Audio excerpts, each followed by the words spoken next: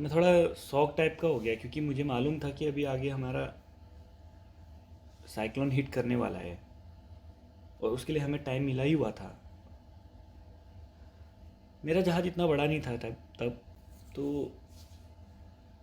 हम लोग कैप्टन की बात को तो हम इग्नोर कर नहीं पाए, क्योंकि हमें मालूम था कि हमें सुनना है, हमें ऑर्डर फॉलो करना है। तो हम ऑर्डर फॉलो कर रहे थे। हमने एंकर उठाया और हमने सेलिंग स्टार्ट किया वहाँ से। तो रफ सी ऑलरेडी चल रहा था, तो जहाज़ रोलिंग पिचिंग जहाज़ में चल ही रहा था। फिर एक टाइम आया जब हम ओमान क्रॉस करके ऑलमोस्ट हम 50 माइल्स आगे निकल चुके थे। हम कहीं ना कहीं से, जब तक मुझे याद है, जब हम चार्ट प्लॉट कर रहे थे तो हम सोमालिया और ओमान के बीच में जो भी पैसेज था हमारा, हम उसके बीच में कहीं पर थे। थोड़ी देर में जो वेव्स थी वो ज़्यादा बढ़ने लग गई, विंड की स्पीड बढ़ गई। हम अपने फुल आरपीएम में चल रहे थे उस टाइम पे। अब हमारे पास ऑप्शन कम थे, क्योंकि हम जहाँ पे हम पहुँच चुके थे वहाँ से हमें एंकर अगर डालना भी होता है तो हमें उसके लिए डेप्थ देखनी पड़ती है, और डेप्थ हमारे पास उतनी कहीं पे थी नहीं। तो कोई कैप्टन ने बोला कि चलने दो, तो हम जा ही रहे थे आगे को। विंड की स्पीड बढ़ती गई बढ़ती गई बढ़ती गई। वेरी सडन विंड की स्पीड इतनी बढ़ गई, विजिबिलिटी ज़ीरो हो गई। हमें कुछ दिख नहीं रहा है आगे, हमारा जहाज़ कहाँ चल रहा है। हम रडार में चेक करने की कोशिश कर रहे हैं, लेकिन हमें हमारा रडार स्क्रीन भी ब्लर्ड हो चुका था। हमारे रडार के स्क्रीन में कुछ भी नहीं आ रहा था। तो हम फिर भी हमने ये सोचा कि ठीक है, हम ऑन द वे ही हैं, तो सही चाह रहे होंगे। कुछ टाइम के बाद जब सी वेव्स कुछ ज़्यादा ही बढ़ गई थी, स्वेल्स आने लग गए जहाज़ में, हमारे ब्रिज में तक के जब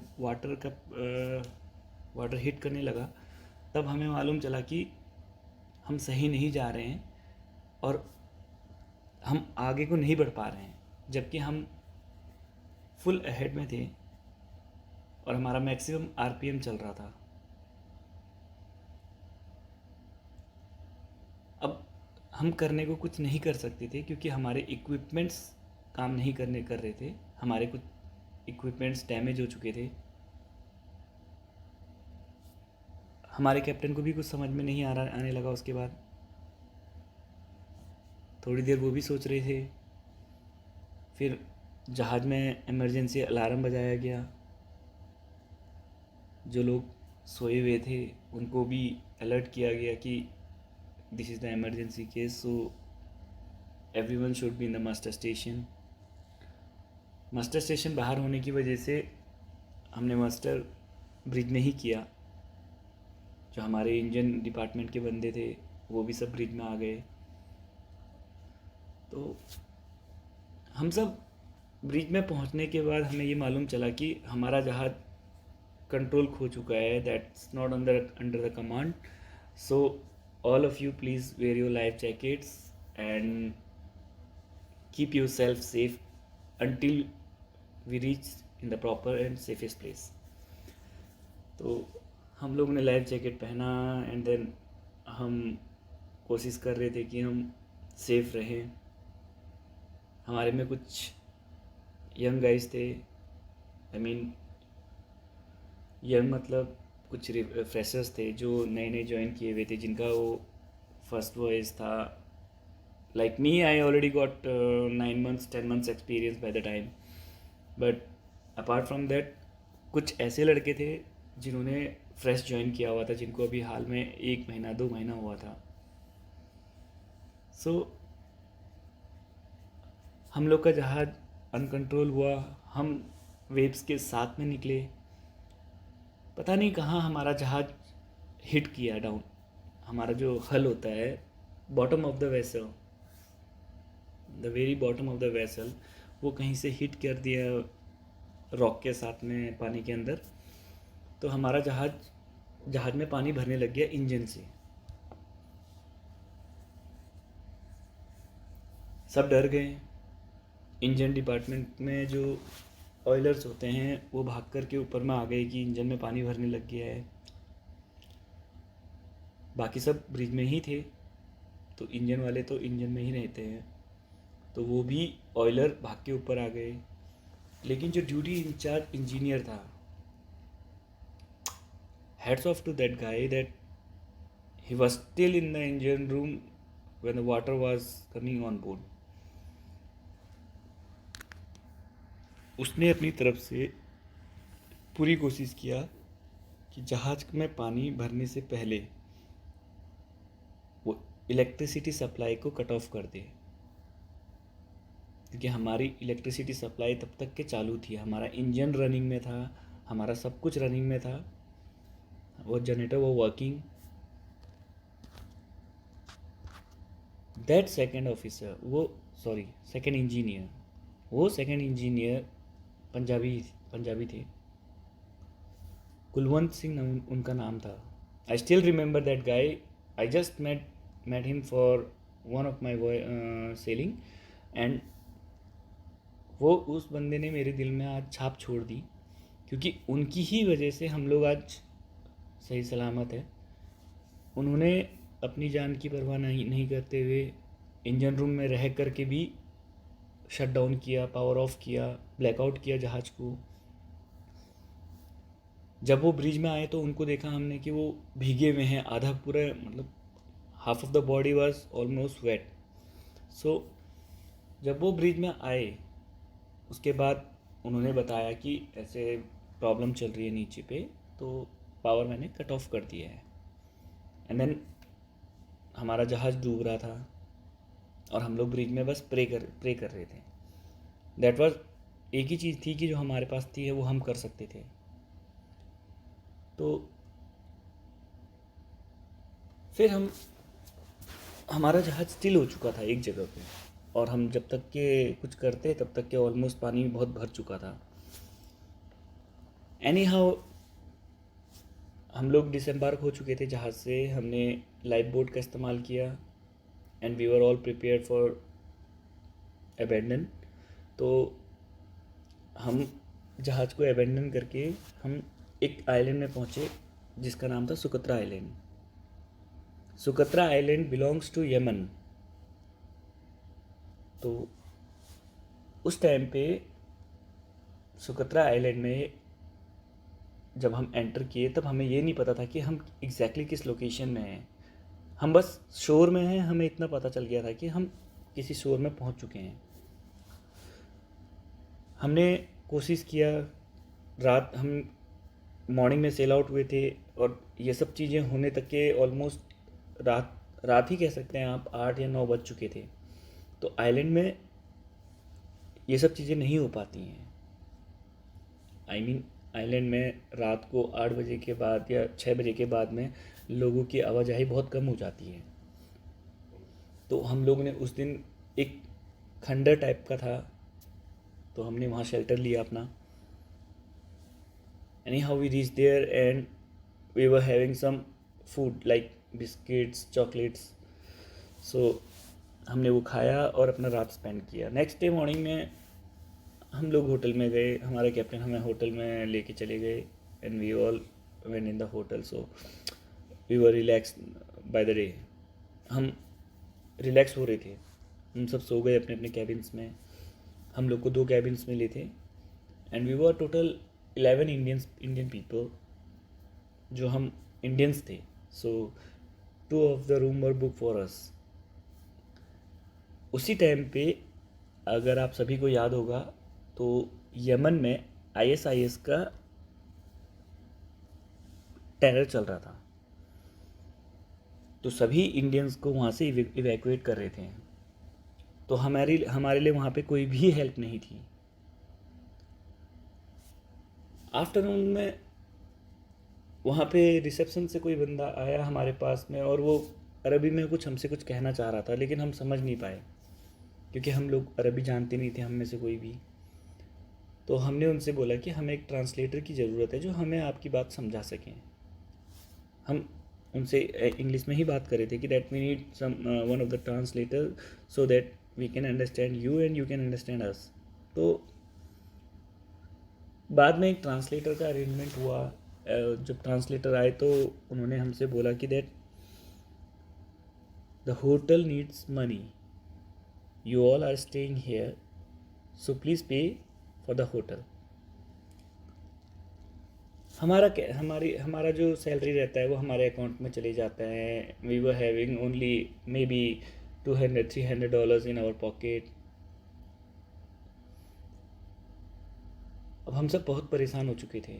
तो हमने उनसे बोला कि हमारे कैप्टन हैं, हमारे चीफ इंजीनियर हैं, हमारे चीफ ऑफिसर हैं, the responsible peoples are staying in another rooms, so better you talk to them, उनसे बात कीजिए। तो उन्होंने बोला कि कोई भी नहीं है, सब चले गए हैं। क्योंकि हमारे captain, chief officer, chief engineer अरबी थे, तो उनके लिए वहाँ से इजी एक्सेस था। उन्होंने वहाँ से सना की फ़्लाइट बुक कर ली थी उन्होंने, और विदाउट हमारे इन्फॉर्मेशन, हमें कोई इन्फॉर्मेशन नहीं थी। तो कुछ दिन हमने जेल में बिताए अपने, क्योंकि हमने पैसे पेमेंट करने से इग्नोर किया। हमने बोला हम पेमेंट नहीं करेंगे, हमारे पास बहुत कम पैसे थे उस टाइम पे, तो हम नहीं दे सकते थे। जो हैं हमारे पास में, हम वो नहीं दे सकते थे, और गलती हमारी थी नहीं, तो हम झुक नहीं सकते थे वहाँ पे। तो जेल में रहने के बाद जब हम सफ़र कर रहे थे वहाँ पे, 8 दिन हो गए थे हमें, तो मैंने सेकंड इंजीनियर से बात किया। Being the senior from the deck department, मैंने इंजन डिपार्टमेंट के सीनियर से बात किया, और मैंने उनसे बोला कि कोई ना कोई तो तरीका होगा कि हम बाहर निकल जाएं यहाँ से। तो हमने कार्गो में पेट्रोल लोड किया हुआ था, and he told me that कि एक आइलैंड में पेट्रोल की रिक्वायरमेंट बहुत ज़्यादा होती है। तो हमने वहाँ के जो इमिग्रेशन हेड है, जो आर्मी हेड है, जो पुलिस डिपार्टमेंट में हेड थे, हमने उनसे कांटेक्ट किया। हमने बोला दैट हमको 2 डाइवर्स की ज़रूरत है, और एक ऐसे शिप की ज़रूरत है जिसमें क्रेन हो, जो हमारे डूबे हुए जहाज़ से हम आपके लिए बैरल्स निकाल पाएँ पेट्रोल के, जिससे हम यहाँ जब तक हैं तब तक के हम रह सकें इज्जत के साथ और अच्छे से। तो उन्होंने भी हमें अलॉट कर दिया सब कुछ। हमने 55 बैरल्स पेट्रोल के जहाज़ से निकाले, और बैरल्स निकालने के बाद में हमने उसको उन लोग को दे दिया। तो उन लोग ने हमें होटल में शिफ्ट किया, उसी होटल में जहाँ से हम लोगों को जेल में शिफ्ट किया गया था। तो होटल में पहुँचने के बाद हमारे पास कुछ पैसे जो हमारे पास पड़े हुए थे, हमने उससे अपने लिए कुछ ड्रेसेस लिया। उसके बाद में जो हमारे कुक थे, Praveen Atsule, one of the finest cook I have ever had in on vessel, तो वो वहाँ पे जो रेस्टोरेंट है उन लोगों की कभी कभी हेल्प किया करते थे। So now the people were coming very familiar with us. वो लोग हमसे घुलने मिलने लग गए, थोड़ा हमें जानने लग गए, हमारे कल्चर के बारे में भी जान रहे थे। तो उन्होंने हमें बहुत सपोर्ट किया। And then finally after 2 months on January 5, हम लोग वहाँ से, हमें कोई शिप नहीं मिलता था कि वो हमें यहाँ वहाँ से इवैक्यूएट करे और या फिर किसी दूसरे प्लेस पे लेके जाए। हमने बहुत सारी एम्बेसीज अपनी ट्राई की, लाइक हमने ओमान एम्बेसी में बात किया, हमने दुबई एम्बेसी बात किया, हमने जिबूती एम्बेसी में बात किया, लेकिन हमें कहीं से प्रॉपर रिस्पॉन्स कभी नहीं मिला। सो फाइनली ओमान एम्बेसी ने हमको ये बोला कि आप ओमान तक पहुँचिए, then after that we can help you. तो हम इमिग्रेशन हेड को हमने बताया था कि ऐसी ऐसी बात है, हमारी एम्बेसी जो है वो हमें वहाँ से हेल्प कर सकती है। तो उस टाइम पे हमें वहाँ पर से वेसल्स यानी शिप्स नहीं मिलते थे, बहुत लिमिटेड शिप्स आते थे, छोटे जहाज़ आते थे वहाँ पे। हम उसको, हाँ, जैसे हमारी लैंग्वेज में हम उनको लॉन्चेस कहते हैं, स्मॉल बोट्स, वुडन बोट्स। तो 4 जनवरी को एक वेसल आया और इमिग्रेशन हेड ने उनका पोर्ट क्लियरेंस नहीं दिया। उन्होंने उनको बोला कि आप इन बंदों को ओमान ड्रॉप करोगे, then only we will provide you the port clearance. तो वो एग्री हो गए, but again the same issue for the provision, we don't have money, हमारे पास पैसे नहीं है, तो हमें कोई जहाज़ अपने उसमें रखेगा नहीं, बिकॉज वी आर 11 पीपल्स। तो उसमें से जो हमारे इमिग्रेशन हेड थे जिबूती, सुकत्रा आइलैंड के इमिग्रेशन हेड मिस्टर फुआद, उन्होंने हमें प्रोविज़न के साथ में जहाज़ में बोर्डिंग कराया। वहाँ पर से फिर हमें ओमान लेके गए। ओमान में हमें एक सरदार जी थे, I don't know, still don't know the name, mister Maninder I guess, like this name only. तो उन्होंने हमारी थोड़ी हेल्प की। उन्होंने हमें Omani 20 riyals per person, 20 riyals Indian government की तरफ से दिया था। जो हमारे पास पैसे थे उसका हमने ओमान में अपना वीज़ा है, टिकट है, उसका हमने अरेंजमेंट करवाया। And 5th of January we all reached safely to our home. There were no casualties. All the people were safely back to the home.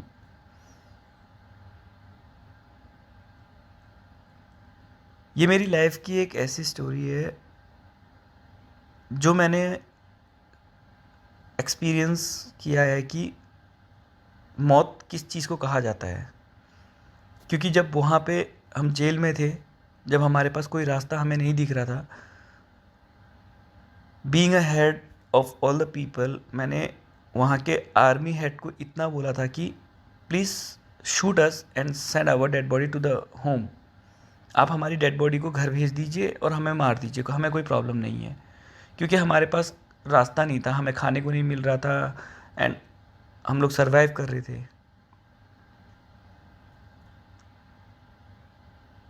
But I really appreciate mister Fuad, the immigration head from Socotra island. जिस तरीके से उन्होंने हमें support किया, जिस तरीके से उन्होंने हमें security the, the way he treated अस,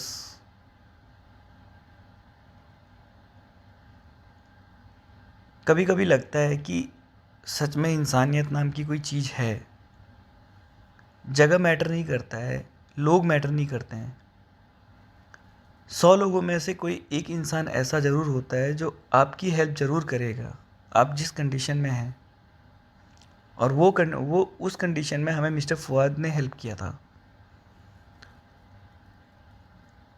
घर पहुंच गए, अपनी फैमिली को देखा, हमारी फैमिली हैप्पी, सब खुश रहे।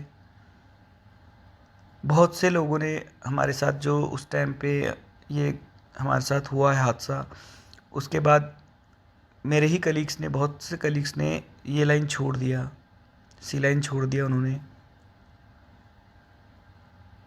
डर एक ऐसी चीज़ है जो हर किसी के मन में रहती है। मौत का डर सबको ही है। लेकिन मैंने दोबारा सी लाइन चुना, मैं वापस से आया, मैं दोबारा सी में ही हूँ, अभी भी मैं शिप में ही हूँ। दोस्तों, होता ये है, सिचुएशंस कभी आपके फेवर में रहती है, कभी आपके अगेंस्ट में रहती है, लेकिन एक्सपीरियंस और आपका जो लाइफ स्टाइल है, like if you are really a adventure lover, आपको एडवेंचर्स पसंद हैं, या फिर आपको घूमना फिरना बहुत पसंद है, तो ये सब चीज़ें, छोटी छोटी जो बातें होती हैं आपकी लाइफ में, ये उतना मैटर नहीं करती हैं। उस दिन हम लोगों ने एक चीज़ ज़रूर सीखी, शायद अगर हमने उस टाइम पे कैप्टन से जिद किया होता कि कैप आप सेल नहीं करेंगे इस वेदर में, तो शायद वो सेल नहीं करते। हमारी खामोशी, जो हम नहीं बोल पाए उनसे, वही चीज़ आज हमारे लिए मौत का कारण बन सकती थी। लेकिन जो भी था, हमें एक इतना अच्छा एक्सपीरियंस मिला, लोगों से, बाहर के लोगों से रूबरू होने का बहुत अच्छा मौका मिला हमें। हम घूमे फिरे, उसके बाद हमने बहुत मज़े भी किए सुकत्रा आइलैंड में। But guys, remember one thing, safety is very important in every way, everywhere.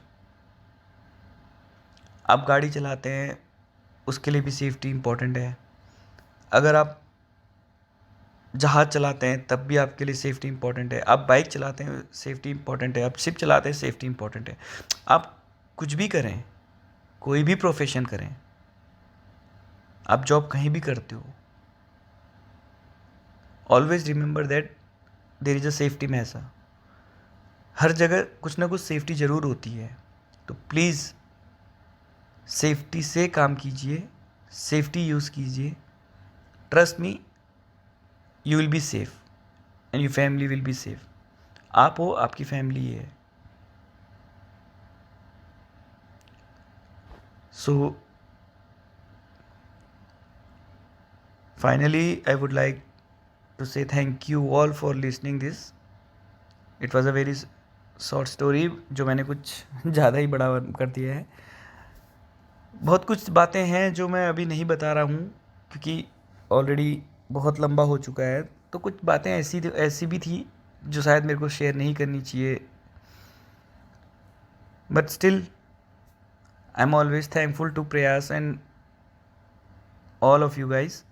And Prayas, thank you so much for bringing this Vani as a platform here so we can talk whatever we feel. Thank you all. Have a good day to all of you.